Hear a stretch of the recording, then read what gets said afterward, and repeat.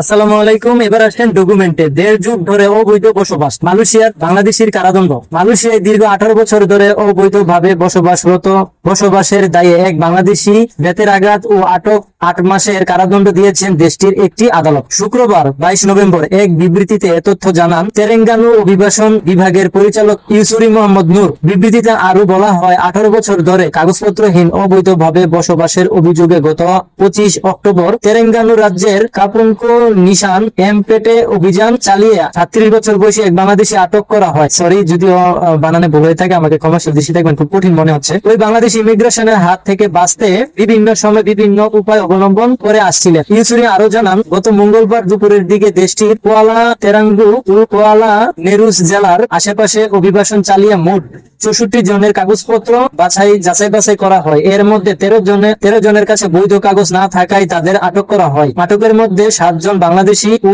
6 জন Myanmar নাগরিক রয়েছে, যাদের সবার বয়স 19 থেকে 45 বছর বয়স। আটকদের নাম প্রকাশ করা হয়নি। মোহাম্মদ ইউসুরি বলেন, অবৈধ অভিবাসীদের নিয়োগে এবং আশ্রয় দেওয়ার দোষী সাব্যস্ত হলে ইমিগ্রেশন আইন 1959-63 এর 56(1)(d) ধারা এবং 55(b) ধারায় তাদের বিরুদ্ধে মামলা করা হবে। দোষী সাব্যস্ত হলে তাদের 50,000 রিঙ্গিত পর্যন্ত জরিমানা হতে পারে। সো ফ্রেন্ড, এই হচ্ছে মূল বিষয়টা। আশা করি আপনাদের ভিডিওটি ভালো লাগছে। চলুন মূল ভিডিওতে